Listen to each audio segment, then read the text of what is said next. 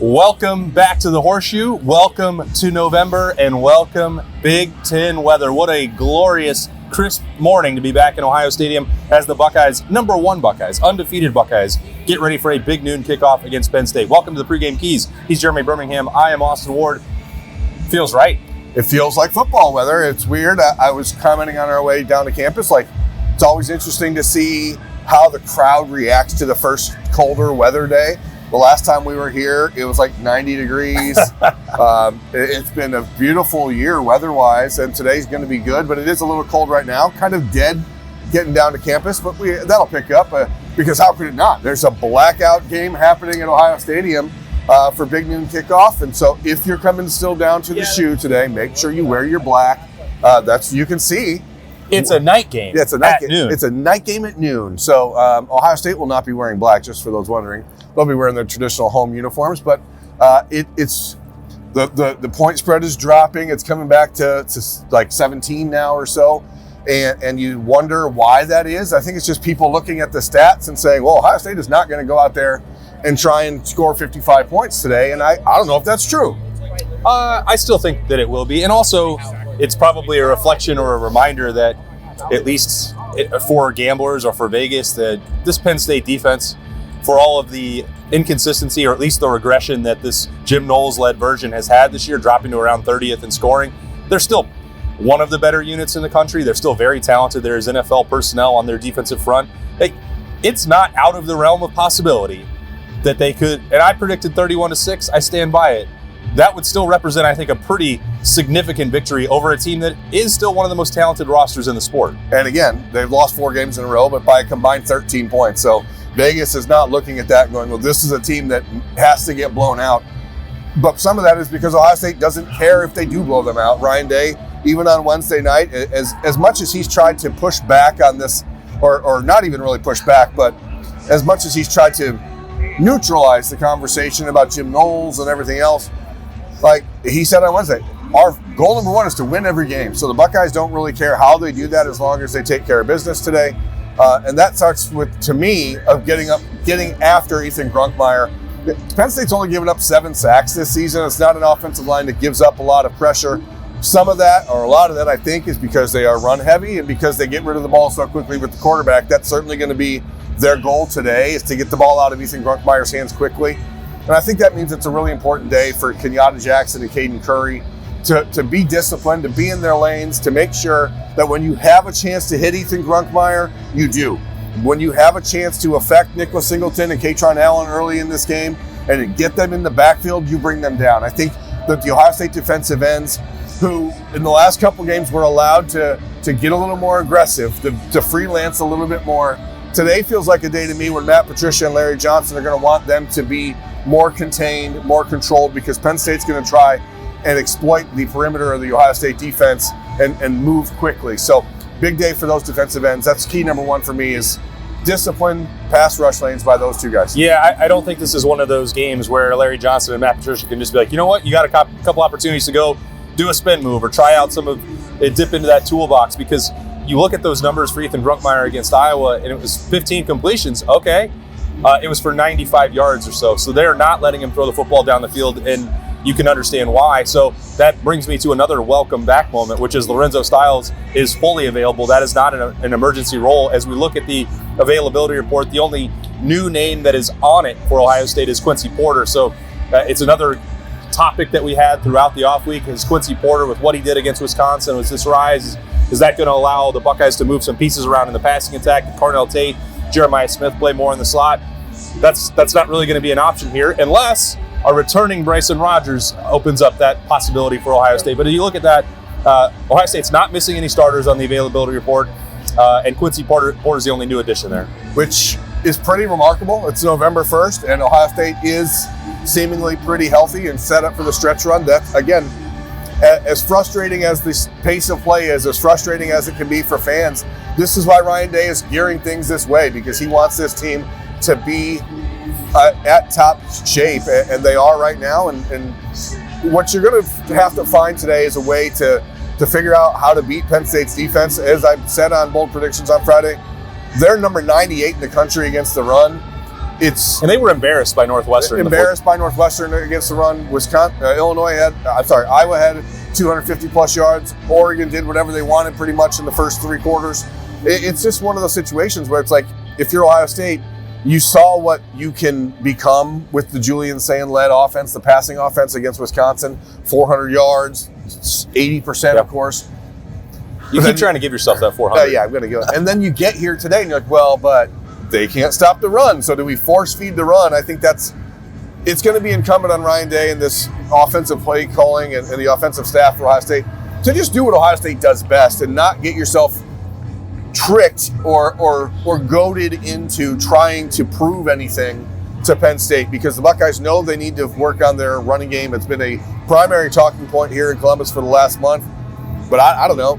Today, is the day you look at the statistics and think that's when we should do it. But I think that would play right into Penn State's hands. So I hope Ohio State comes out and lets Julian Sayin. It's a beautiful day. It's going to be a perfect day for football. Let it rip, man. Don't be worried about the run game until you're winning.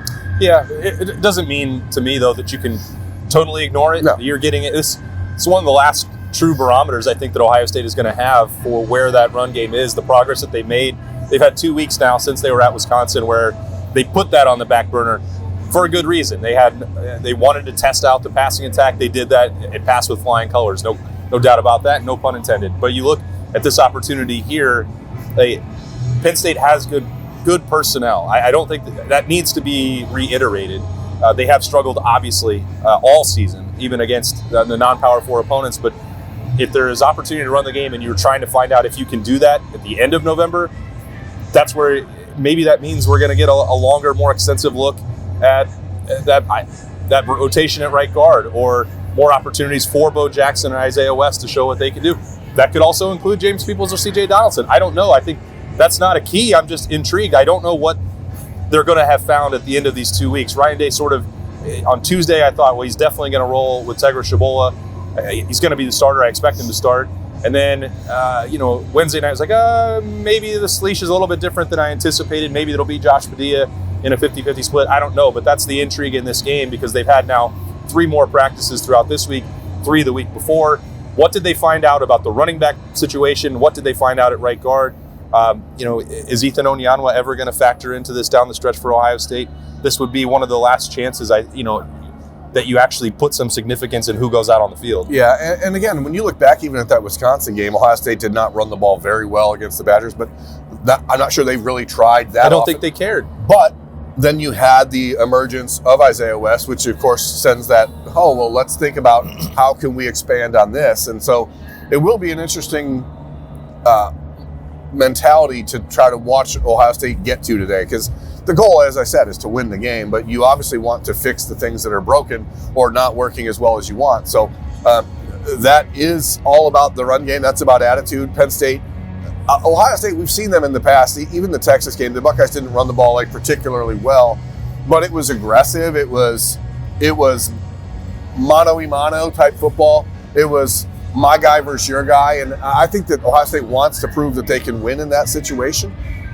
Penn State's front 4 is pretty good. I mean, they've still got a borderline first-round NFL draft pick up there with Danny Denai-Sutton.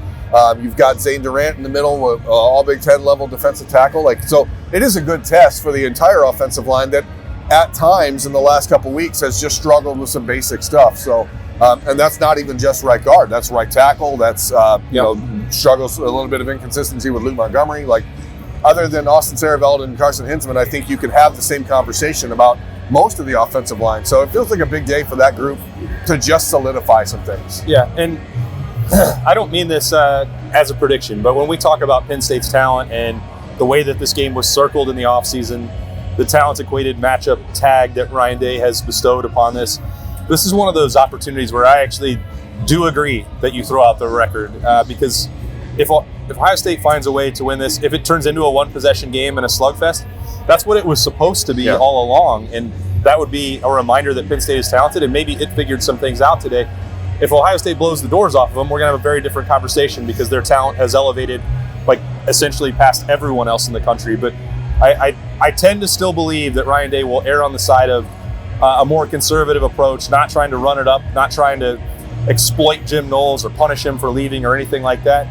the win the game mentality, the just win approach, I think is what he wants. And I don't think he's going to take a ton of chances to do so against a team that he clearly respects and knows has the potential to make this a fight. Yeah, I mean, we've talked about it all week. I mean, this is a good Penn State team. Throw out the record, abandon all, misconceptions about what if they come in here today motivated and ready to play. And now there is, of course, the chance that they come in here and lay down. But I think there's just as much a chance that this is a 17-7 type final as it is a 31-11 type final, like I predicted. So I really think that there's a way that Ohio State comes out and is just ready to just get through this. But I hope that's not the case, because it's been a month since we've been in here for a football game, and I want to see bombs. I want to see Ryan Day understand that Jim Knowles and his defense is willing to give you big plays if you are willing to take them. So go take them, because you have the guys to do it.